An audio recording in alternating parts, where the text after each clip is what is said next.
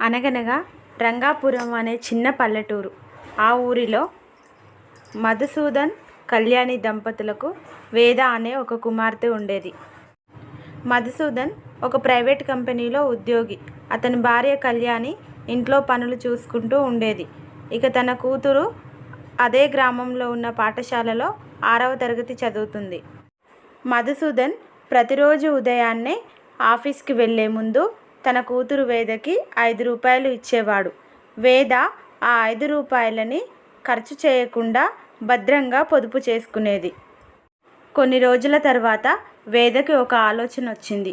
తను దాచుకున్న పొదుపు డబ్బంతా పేదలకు అందేలా సహాయం చేయాలి అనుకుంది. అందుకు ఒక డబ్బా తయారు చేయించింది.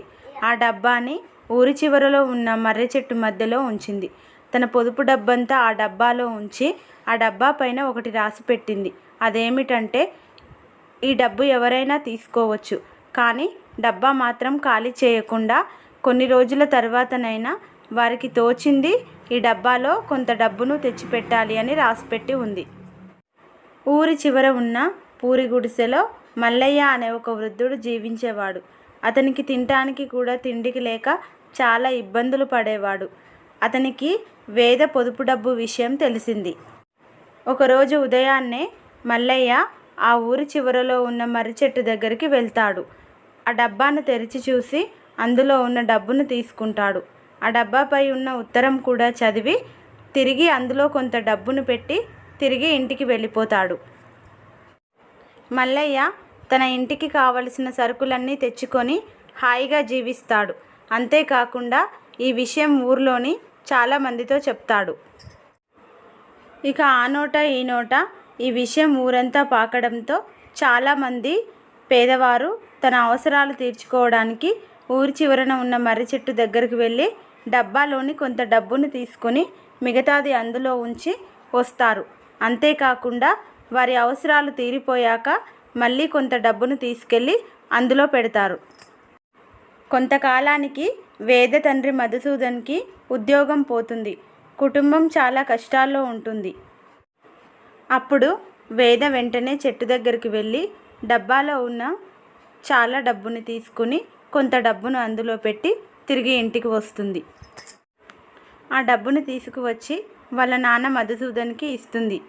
ఈ డబ్బు ఎక్కడిదమ్మా అని తండ్రి అడుగుతాడు. అప్పుడు వేద జరిగిందంతా చెప్తుంది. తను కూతురు చేసిన పనికి తండ్రి ఎంతో గర్వపడతాడు, చాలా సంతోషిస్తాడు. అలా వేద కుటుంబం కష్టాల్లో ఆర్థికంగా బయటపడుతుంది. కొంతకాలానికి మధుసూదన్కి మళ్ళీ మంచి ఉద్యోగం దొరుకుతుంది.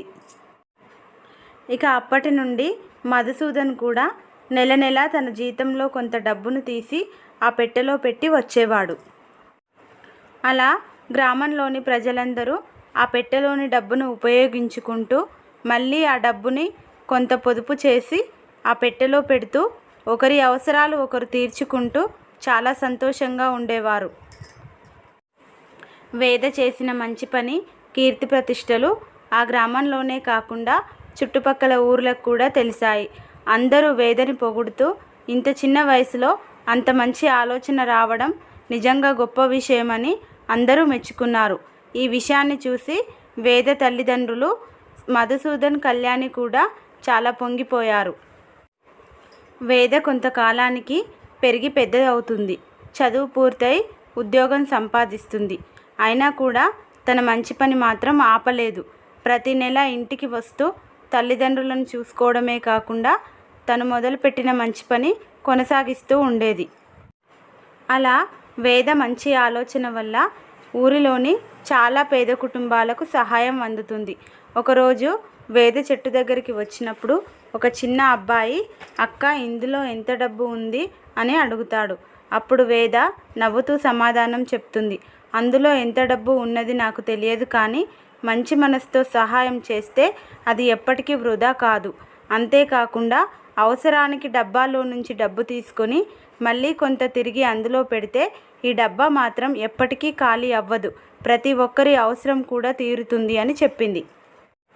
ఈ కథలోని నీతి, మంచితనం కూడా డబ్బు లాంటిదే. మన దగ్గరే దాచుకుంటే దాని విలువ తగ్గుతుంది. ఒకరి నుండి ఒకరికి సహాయం అందితే అది ఎన్నో జీవితాల్లో వెలుగును నింపుతుంది.